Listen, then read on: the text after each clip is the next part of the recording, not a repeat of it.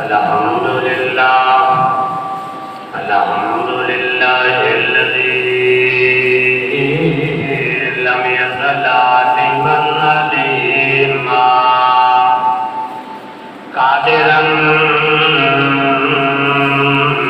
قديرا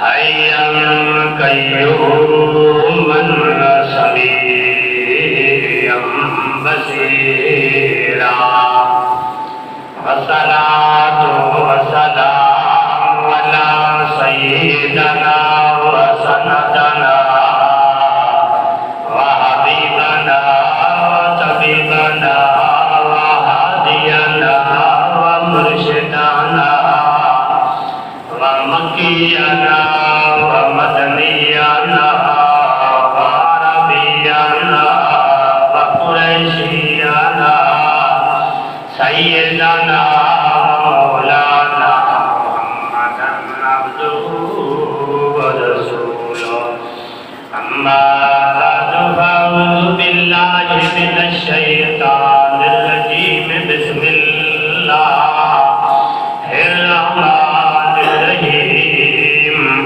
قد جاءكم من الله نور وكتاب مبين آمنت بالله صدق الله العظيم وصدق رسوله النبي الكريم قال الله تبارك وتعالى في شأن حبيبه إن الله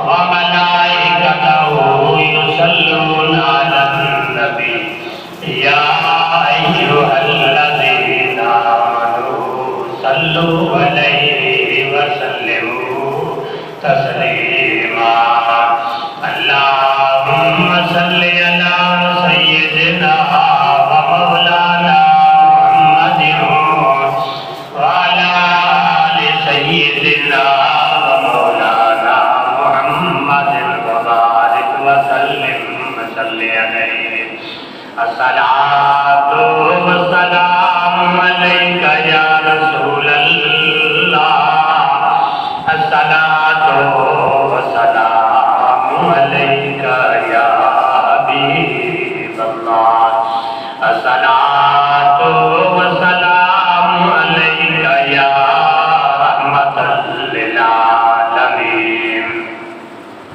صبح طیبہ میں ہوئی بجتا ہے باران نور کا صبح طیبہ میں ہوئی بجتا ہے باران نور کا صدقہ لے نور کا یا ادارہ نور کا بارہویں کے چاند کا مجرا ہے سجدہ نور کا مصطبو ہے بلبلے پڑھتے ہیں کلمہ نور کا صدقہ لینے نور کا یا ادارہ نور کا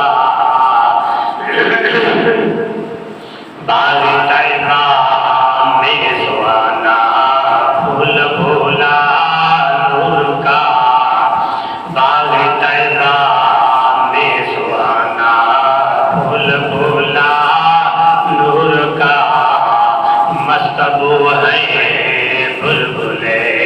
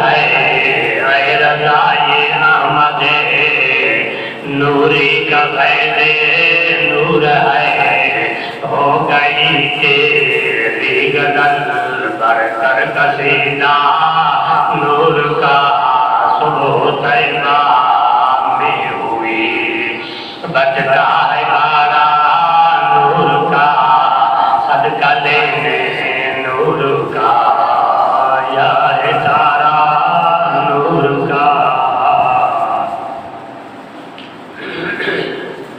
حمد ناقیدات اللہ رب العزت کے دربار میں پیش کرنے کے بعد درود بذات سید الوجود آقا نامدار محمد مصطفیٰ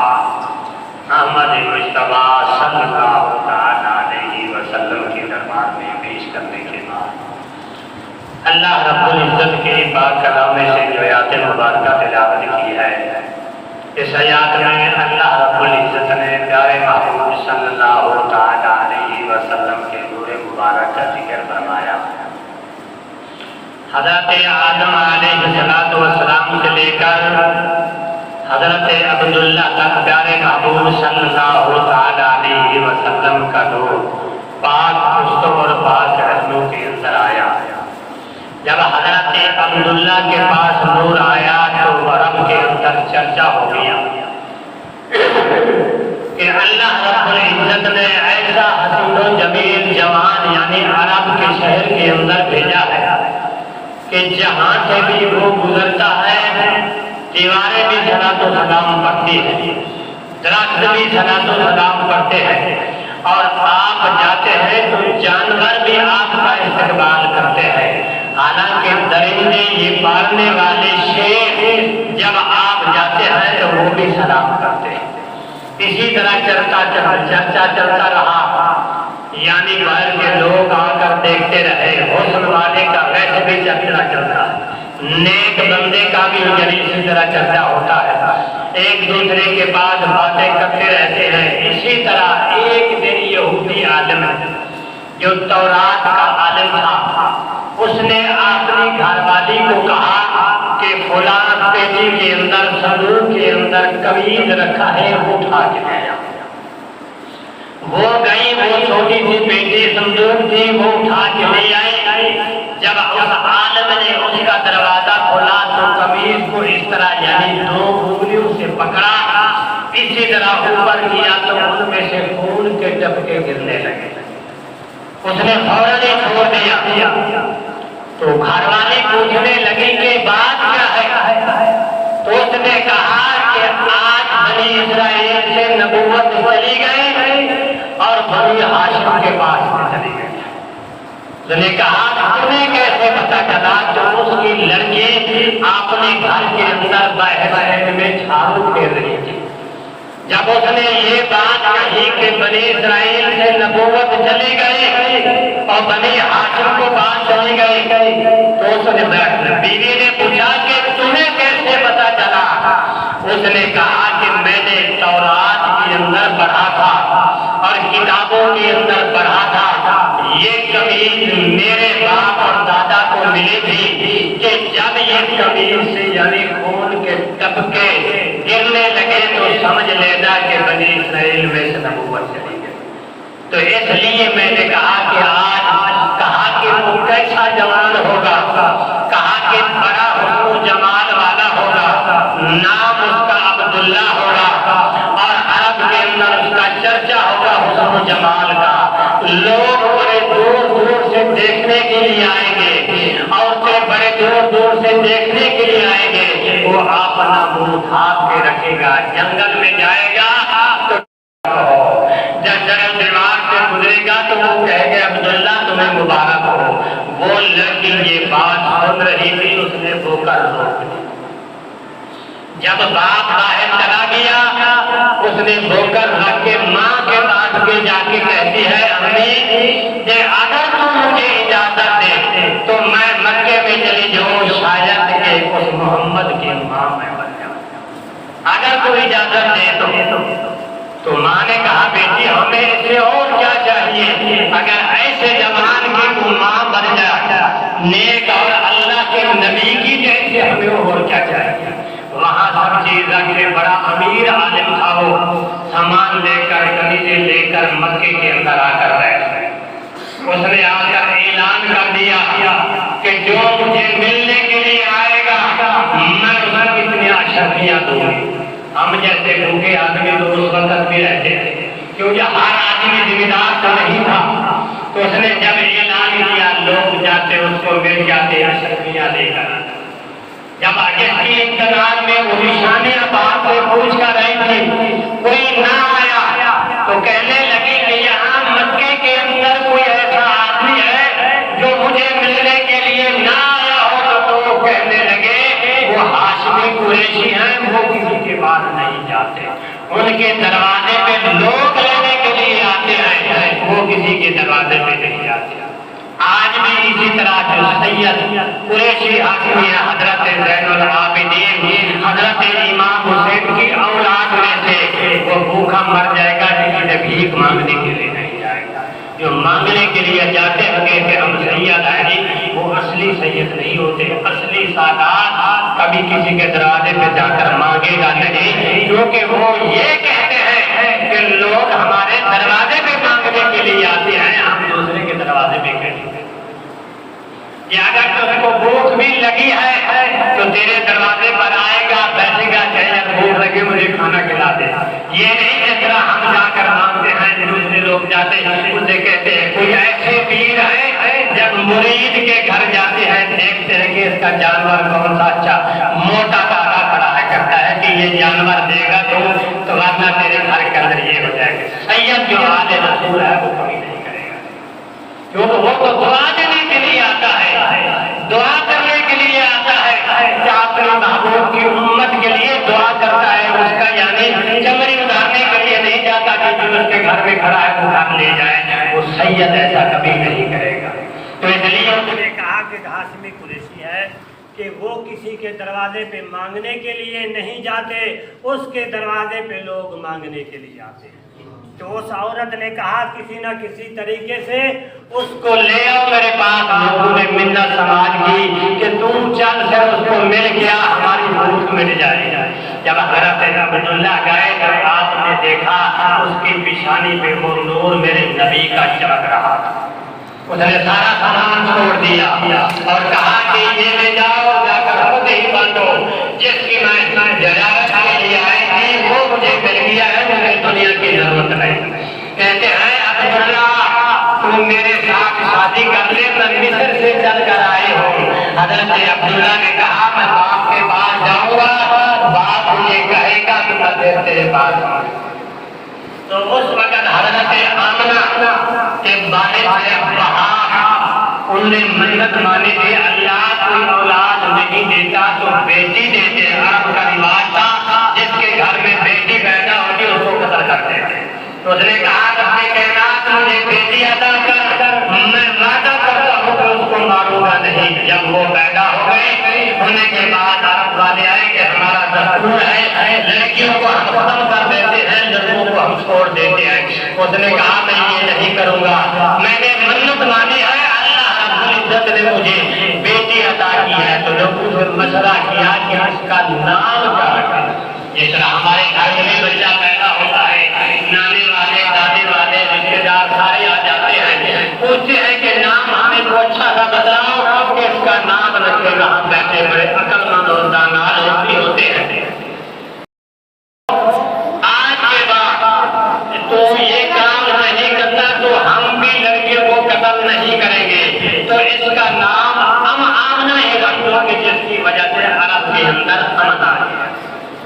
تو اس کا نام حضرت آمنہ رکھا گیا۔ رکھنے کے بعد یعنی آپ گئے جنگل میں 70 یہودی چھپ کے بیٹھے ہوئے تھے۔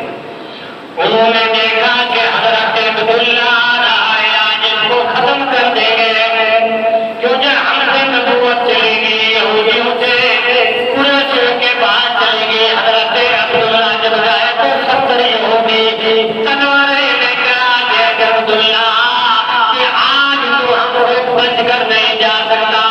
حضرت عبداللہ نے کہا جو میرے پاس امانت ہے جب تک یہ میرے پاس رہے گی تو تمہاری جو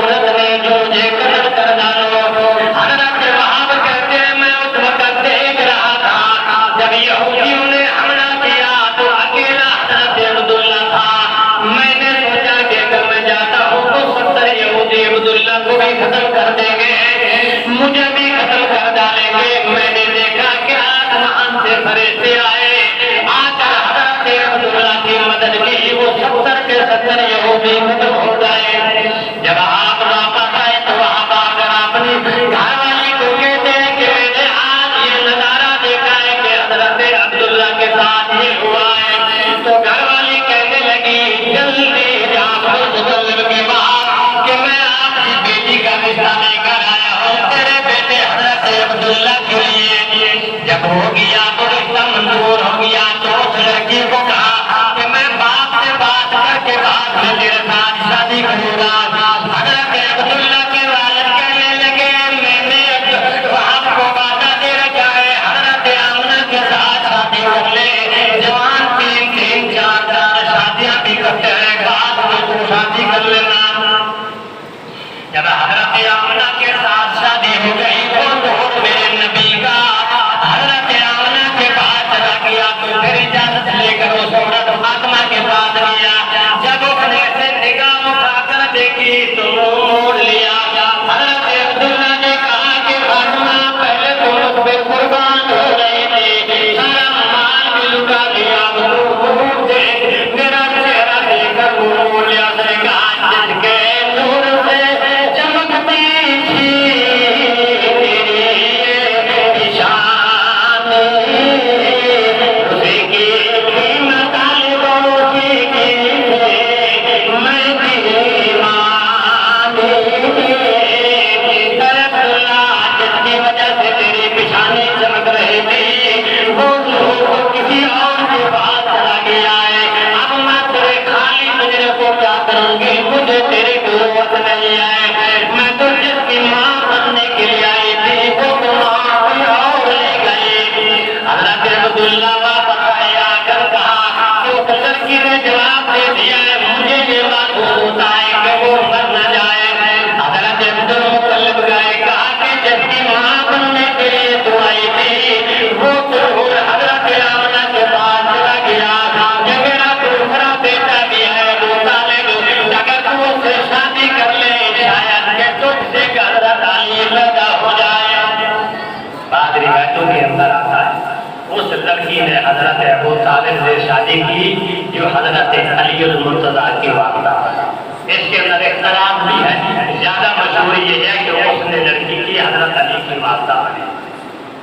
بہرحال ہم نے اس بات سے نہیں جانا۔ حضرت آمنہ کے پاس جب پیارے محبوب صلی اللہ علیہ وسلم کا نور مبارک آیا، حضرت آمنہ فرماتی ہے کہ جس طرح میں بازار میں جاتی تھی دیواریں کہتی کہ آمنہ تمہیں مبارک ہو، تم محبوب تیرے پاس آیا ہے۔ جنگل میں جاتی تو جنگل کے درندے چھپ کر میری جانچ کرتے تھے، اور اس لیے کہ آمنہ ہمیں دیکھ کر ڈر نہ جائے تو ہم اسی طرح دیدار کرتے رہے۔ درختوں کے ساتھ بلندی جو درخت کہتے ہیں آمنہ تمہیں مبارک ہو کہ تیرے پیٹ کے اندر محبوب کا نور مبارک آیا ہے۔ روایت کے اندر آتا ہے کہ حضرت آمنہ جب کنویں سے پانی لینے کے لیے جاتی تھی، آپ لوگ یعنی کنویں کے اندر جاتے کنویں سے آواز آتی کہ اے آمنہ کہ تکلیف نہ کر، میں اوپر آ جاتا ہوں پانی بھر لے۔ کنویں کا پانی اوپر آ جاتا، حضرت آمنہ بھر لیتی، دوسرے عورتیں جاتی کنویں کے اندر ڈوب جاتی، بھر کر بعد میں وہ پانی لیتی۔ جب حضرت آمنہ لوگوں نے دیکھا کہ جب آمنہ پانی لینے کے لیے جائے تو ہم بھی اس وقت جائیں گے کہ پانی اوپر آ جاتا ہے، ہم بھی پانی بھر لیں گے۔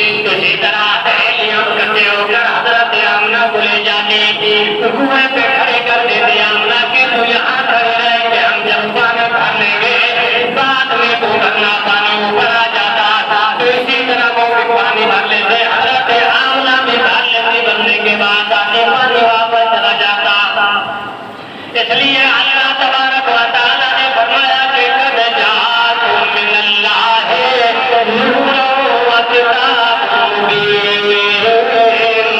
رب کائنات نے فرمایا کہ میں نور مبارک جو پیارے محبوب کا حضرت آدم علیہ السلام سے لے کر حضرت عبداللہ تک اور حضرت آمنہ تک جب آیا میرے آقا نے خود فرمایا کہ میں پاک اور پاک رحمت کے اندر آیا، جس کے نور میں اس کے اندر میں محمد کریم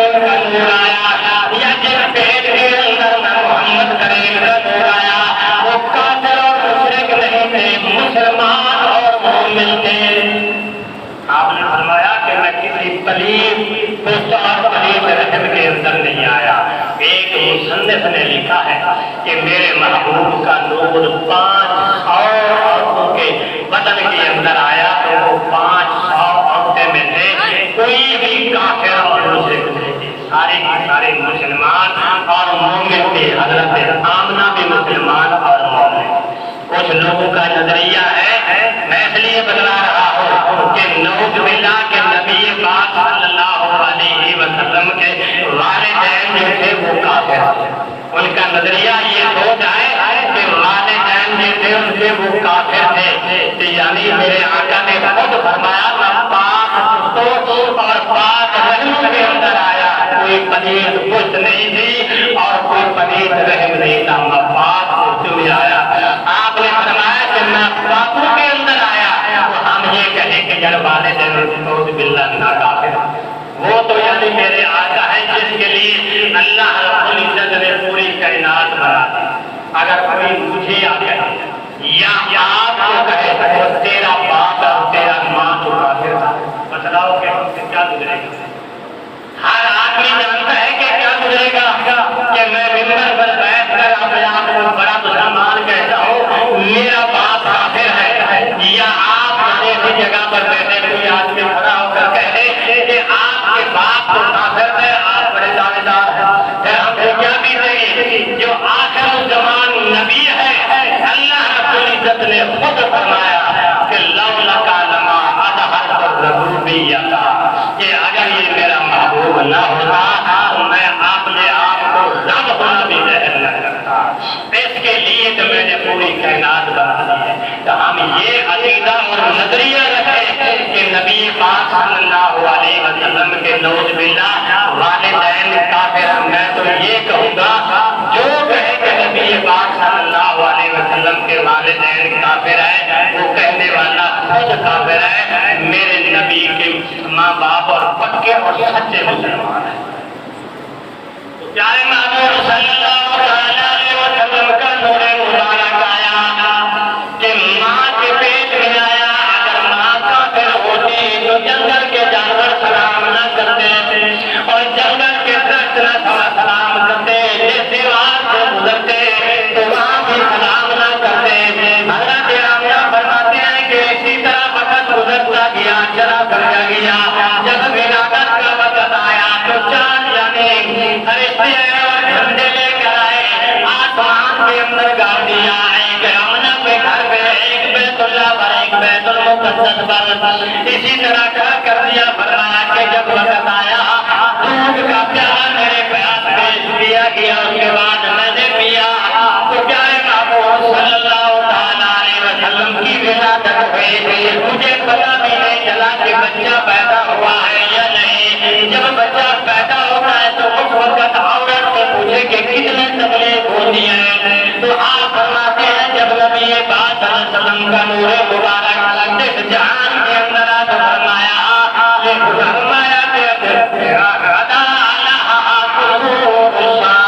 میں مکے کے اندر بیٹھ کر شام کے محلات دیکھ لیے، یعنی آپ کے نور کی اتنی برکت ہے کہ مکے کے اندر بیٹھ کر میں نے شام کے محلات دیکھے۔